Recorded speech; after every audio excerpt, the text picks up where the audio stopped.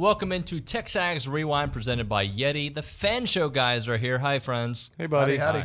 So we were just having a discussion before fan show Rewind talk was that, like, we're just kind of in a, I don't know, it's a bad mood, angry. What is it? Yeah, A funk.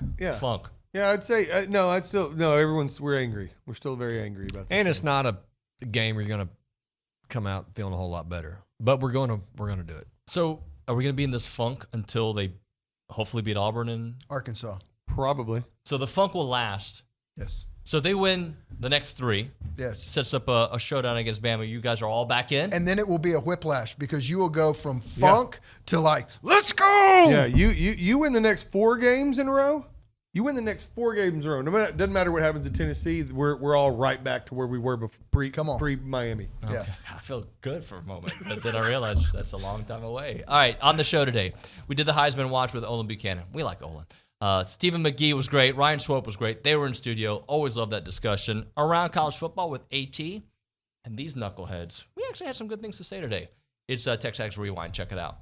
Olin Buchanan, let's get into it, shall we? Okay, before we start, let me say this. All right, I've Yes, said sir. this before, but I think it's an honor to be one of the Heisman Trophy voters. Yep. And so, if you have that honor, you have to take it seriously, and you cannot be influenced positively or negatively by where a player plays. You just look at what their production is. I already know where you're going now. So buddy. number 5 on my list, Quinn Ewers, the University of Texas quarterback. He's passed for 349 yards and 3 touchdowns in that 34-24 victory over Alabama. You got to give credit where credit is due. He's thrown for 609 yards and 6 touchdowns this year and has also run for a touchdown. in the biggest high-profile game of this season. Mm-hmm. He was the star of it, right? He was, yeah. Number 4, I got Michael Penix, another quarterback. This one from the University of Washington. He's the nation's second leading passer. He threw for 409 yards and 3 touchdowns in a 43-10 win over Tulsa. Overall this year, in 2 games, he's thrown for 859 yards, 8 touchdowns with just 1 interception. Yep. He's been fantastic and expected. I mean, that program puts up some numbers. He's going to be playing the NFL next year. Number 3, Shedeur Sanders, the Colorado quarterback. Now, he's the nation's leading passer. He's completed 77.5% of his attempts for 903 yards, 6 touchdowns. Last week, he threw for 393 yards and 2 touchdowns and ran in one in that 36-14 victory over Nebraska. I know Nebraska's not very good, but their defense is pretty decent. Man, look, I've said it a couple times over the last 2 weeks. I don't know how the season's going to turn out for Colorado. Are they a 6-win team? Are they a 9-win team? But I tell you, it feels like the arrow's pointing up, and we're seeing it pointing up. Well, it is pointing up. They've already exceeded last year's win total. They only won 1 last year. They only won 1. Wow. I think they're going to win 8 when it's all over with, but they're going to win this week probably against Colorado State. There's different ways to do it, but I think that you set that culture from the top down. Does this weekend do anything for you at all? Like, they should beat ULM. They should have put up a lot of points. Does it matter? Can you fix things this week for the future? It 100% matters. You need to go out and show that you've quickly digested the Miami game. Yeah. You win in dramatic fashion. Like, it's 52-0. You just overwhelm them start to finish. There's never a doubt at any point in that football game. And you show a sign of maturity. Like, hey, we had a disappointing loss. We're going to move on from that one. And we're going to remind everybody that we're still a really, really good football team and that we're going to make something of this year. 100%. Look, Miami's a good team. They're probably a top 10 football team. I mean, they've got the dudes. I think they're going to compete in this league. So you got that going for you. You also look up, which I don't know if this has ever happened, but you got LSU sitting at 50%. You got Alabama sitting at 50%. You got Texas A&M sitting at 50% in the SEC West. When's the last time that's happened? Mm-hmm. So there's a lot of football left. And so if we can stay focused, stay positive, I know those guys are going to go back. They're going to watch film, dissect it, get healthy. We're going to be ready to go on Saturday. Rally, right? We got to rally, baby. That's so what Aggies do. So I asked this at the top of the show. Have you guys made up your mind on what kind of team this team is this year? Like, do you feel like because of what we saw the last 2 years and what we saw in Miami, I kind of already have an idea how the season's going to play out? Or are you still open? I'm still open. I think that there's a lot of let me put it this way. I think that's a disappointed locker room. which is good. Mm-hmm. Wouldn't you say? Absolutely. I like it. It's well said. I, in my mind, think I know how the season's going to play out, but prove me wrong. Yeah. Well, here's the biggest thing, guys. You do got the quarterback, right? Hey, That's man, hey. he's Right? so Like- good. That guy can win some games on his own. He's that good. Well, I feel like I've been fooled by A&M. David, I don't know much about your childhood, but did you ever have one of those instances where you did something really dumb and you know you did something really dumb and your parents know you did something really dumb and you expect to get cursed out and a lot of bad words and, and your mom or your dad just looks you in the eye and says, David, I'm not even upset. I'm just disappointed. Oh, it happens to me Yes. still.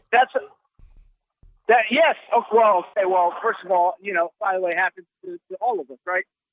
That's the worst. And that was how I felt about it because, look, I think there's a scenario where Miami's pretty good. And even from the Miami perspective, they had athletes. The offensive line is gelled better than I expected. But what was disappointing was, a lot of the stuff that was an issue last year appeared to be an issue on Saturday. The offensive line, poor tackling. It felt like late in the third quarter, early in the fourth, where you have a tiny bit of momentum. And, oh, my goodness, is there a chance that we're going to come back and do this?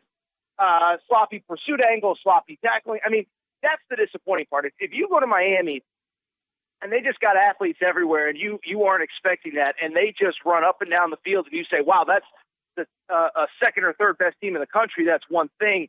But so many of the mistakes that so many of the problems, were partially Miami, but partially self-inflicted, and it just shouldn't be happening in year 6 of a regime, and in a year where you return so much returning talent, not new names, not new faces, so many returning starters. So I would say I was more disappointed than anything, more than I put on them or anything like that. It was just a very, very disappointing afternoon.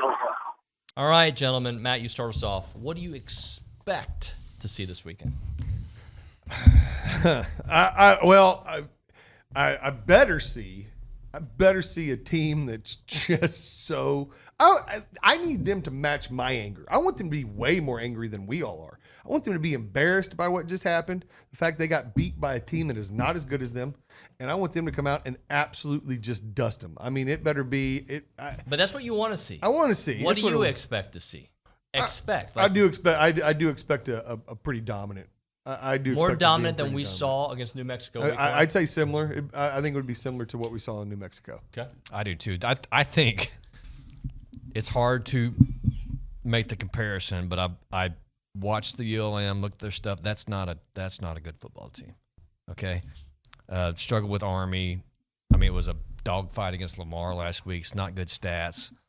And Jimbo can pump them up, talk about how their O-line's a bunch of maulers. This will be a bloodbath, and it won't matter.